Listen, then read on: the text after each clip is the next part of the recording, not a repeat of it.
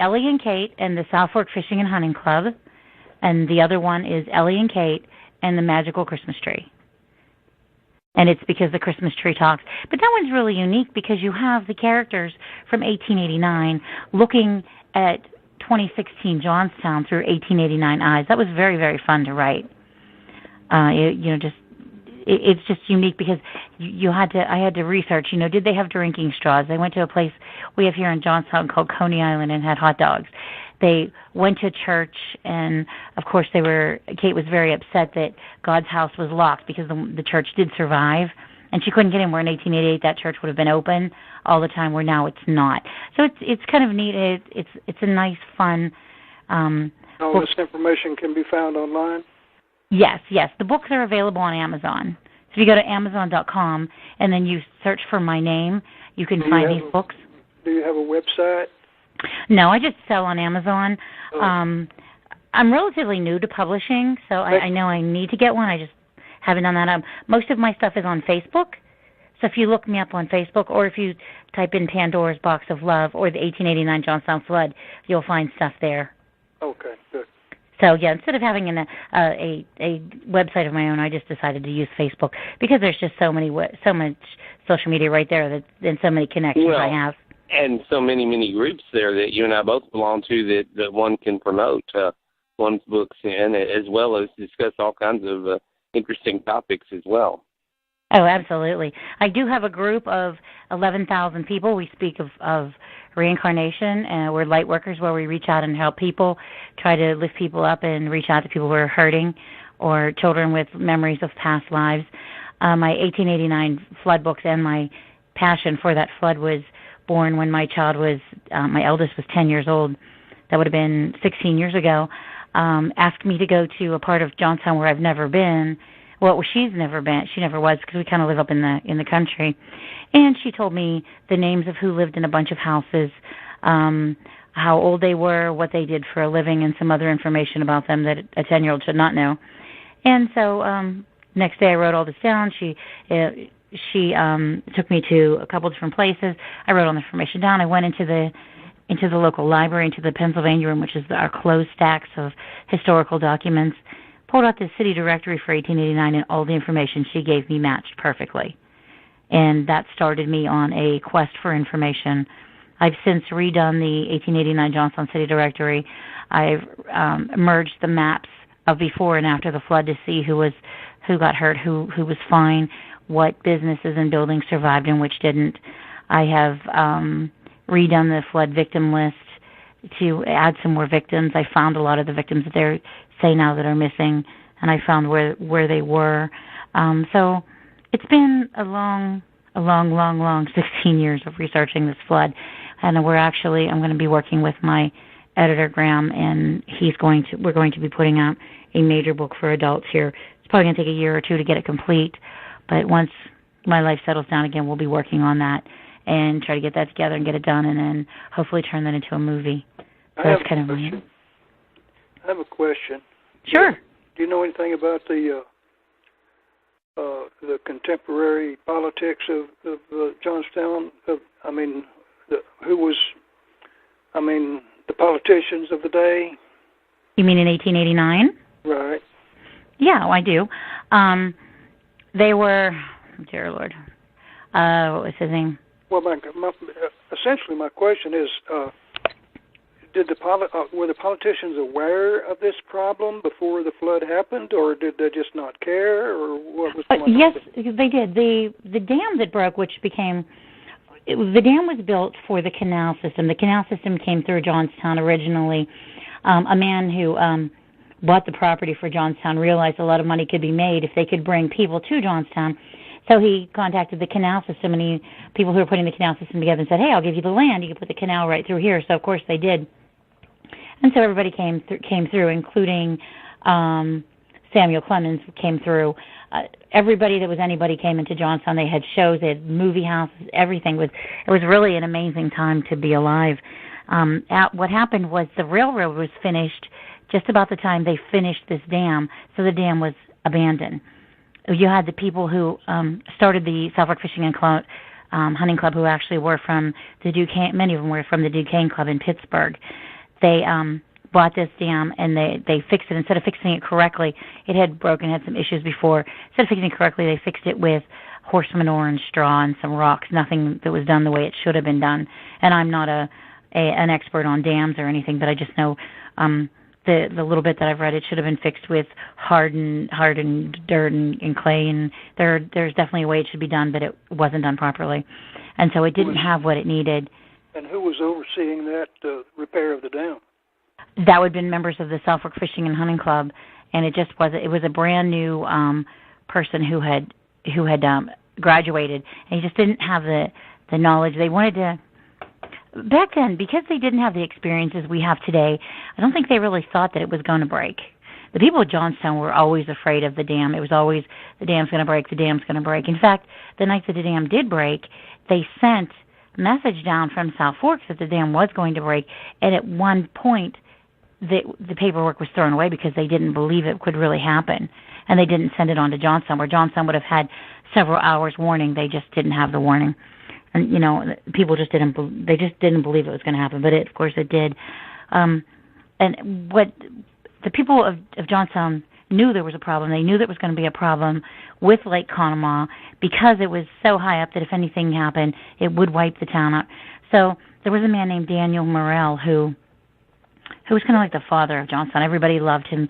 He ran the steel mill, Cambrian Iron Works. Everybody loved him. The kids loved him. He took care of everyone. When the Civil War first came around and they asked for volunteers, people from Johnstown left, and Daniel Morrell and Cambria Iron paid the wages of those men as long as they were out at war while they were gone, and they made sure that the women had anything they needed if something had broken your house. Daniel Morrell's people would come and take care of it.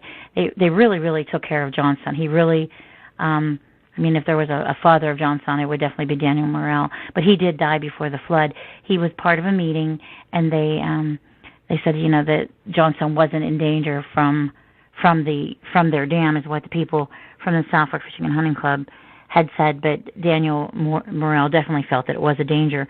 So he did belong, because he wanted to keep an eye on it, but still, it was just one of those tragedies. It did change the way dams are built. It changed the way people, they come in and they inspect dams, and no one was ever held accountable from the South Fork Fishing and Hunting Club. So now it's very different. If you have something like that and it causes a catastrophe, your organization's in trouble. They're going to have to cover it. But they didn't do anything. They didn't lose anything. They just kind of abandoned their cottages and left. Some of them, of course, they did collect money and they sent things, but it definitely just wiped out over 2,200 people in just minutes. Becky, yes. Even though it was not, of course, a deliberate act, but besides Pearl Harbor and 9/11, isn't it the largest loss of American life in one event? It was the largest life of American men event. The largest loss of American life in a man-caused tragedy until 9/11. Wow. So that's a lot to say, So you ought to write one about You ought to write a book about the school explosion down here in Texas that killed. The what explosion? The school explosion that killed several hundred kids down here in Texas. And New Boston, I think it was. New Boston town called. I'll have to research that, Henry. I sort of know what you're talking about. I know there was massive loss of life at Galveston about a century ago from a hurricane. And I know that my father was in Texas City when some big tankers exploded and caused some of the oil rigs nearby to also explode. And that was there were hundreds of people killed in that too, not thousands, but hundreds. And it was a massive explosion. One of the biggest. That ignited in a flour mill, didn't it? Dust. That's possible. That is possible. And if my dad were still around, you bless him, I lost him back in 2012, but my dad could tell me all sorts of stuff. And of course I can research it now online, on Google. But yeah, it was a massive explosion there at Texas City. Yeah, this one in New Boston, I think that's the name of the town. Anyway, it was a faulty steam heater. They had these heaters that steam, these metal heaters, and they were heated by steam, and the steam boiler or something blew up or something. I forgot what it was. Maybe it was when they were first started to use gas or something. I forgot the specifics of it, but there were like 150, 200, maybe 300 kids. It says 295. 295 kids, is it? Let me look it up. Oh, you're looking it up. You're already finding it. Wow. Yeah, they're showing the pictures of the school just took the center off. Wow, that was awful. Yeah. That was absolutely awful. And is this where you're from? No. Well, I'm from Texas, but I forgot what's the name of that town, that little town. It was a small town. Hold on a minute. New London, Texas school explosion. New London, yeah. Okay, yeah. It shows before the explosion and after the explosion. It was a beautiful building, and it left like nothing. There's very little left. Yeah. Wow. Killed a lot of kids. Yeah. Becky, what year did that happen? 1937. Wow. So that's horrible. Actually, from Johnstown, PA. Museum for it. The home of the flood. Actually, I have my daughter. What my daughter had told me was the information she gave me about the 1889 flood was actually memories she had of being a victim of the flood, and that's how she knew all this information, which I found out later.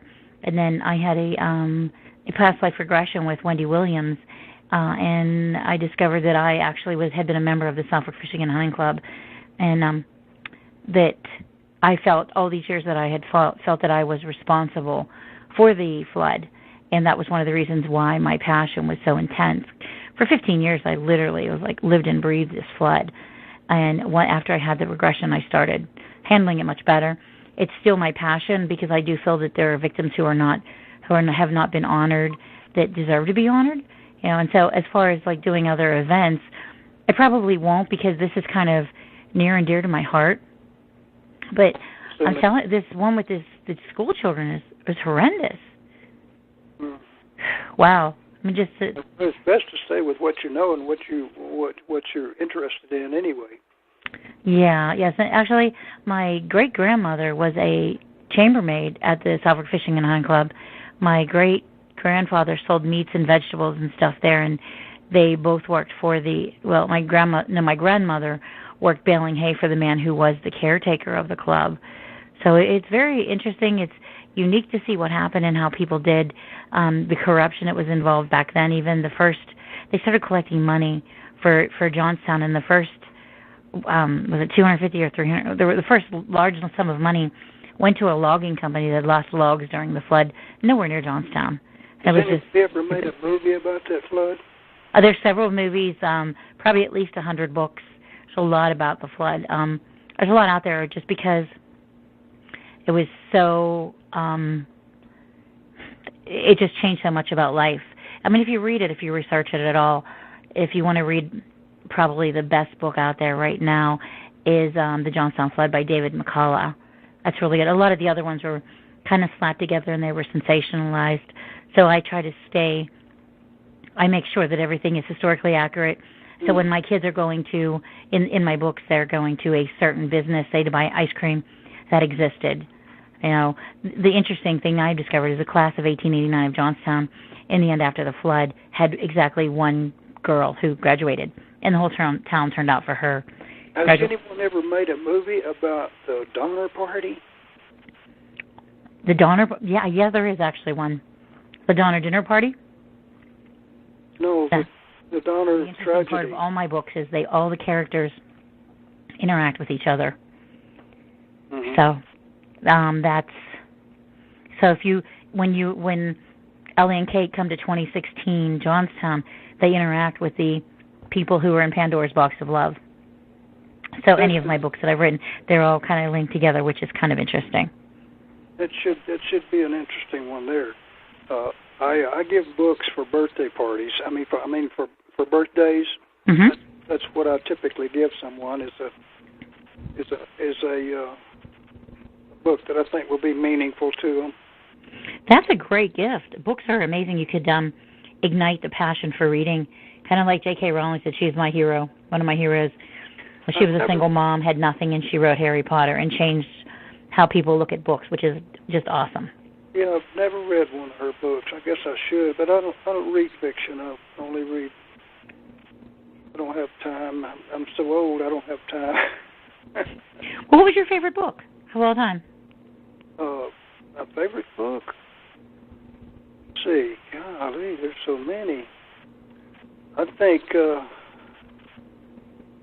my favorite book would be probably. Let's see. Gee, that's a tough one. I think my favorite book would be Nature's Eternal Religion. Nature's Eternal Religion? I'm going to look that up. Nature's Eternal Religion. It's very well written. It's by Ben Clausen, the inventor of the can opener. Very right-wing guy. But I have lots of favorite books. Some I can't even think of the name of. 1984, obviously. Yeah. But anyway, I've enjoyed this, but I've got some other things that are pressing right now. So I'm going to let y'all go. Enjoy talking to you. It's been a pleasure talking to you. And if you ever want to, you can just find me on Facebook. Are you on social media? Oh, yeah. Yes. I have a birth order group on Facebook. What's birth order? Is like who's the firstborn? Yeah. Like that? Birth order, family constellation. What is your birth order? Well, I'm a special child. I'm the youngest child. And we know how that goes. And a middle child. I have a younger half sister and brother. Wow. But I'm the youngest of my biological family. But yeah, I've done a lot of research on birth order. I'm a middle child. Yeah, middle childs have a strike against them.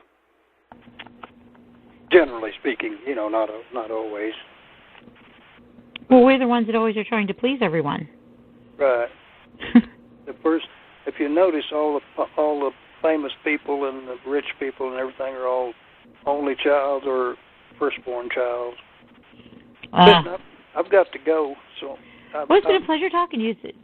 Please be sure to tune in again, and I would love to catch up. I'm going to check on that school, definitely, and I'm going to check out that book you said. Looks interesting. So, hey, thanks so much for talking. I'm waiting to see if Rich comes back on. Okay. You have a great evening. Bye. Bye. Rich, are you here?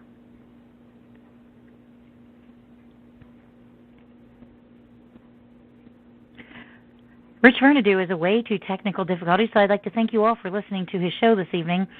I'm very sorry if some of you haven't gotten to call in. I will check one last time. Hold on to see if he was able to type in anything for me. I don't see anything here. Okay, so what I will do is I will go ahead and I'm going to wrap this up. And, of course, you can catch me on Facebook under BECKY. Buchko is my name. You can also find my books on Amazon.com under the same name. They're Pandora's Box of Love and Pandora, How to Unleash Your Passion, along with Ellie and Kate in the Southwood Fishing and Hunting Club, and Ellie and Kate and the Magical Christmas Tree. The one book we did not talk about is How to Talk to Your Dead Loved Ones in an Hour or Less, and that absolutely works. So you can also catch me in the Facebook group, Reincarnation and Past Life Memories. It's been great talking to you. Thank you so much, and have a good evening.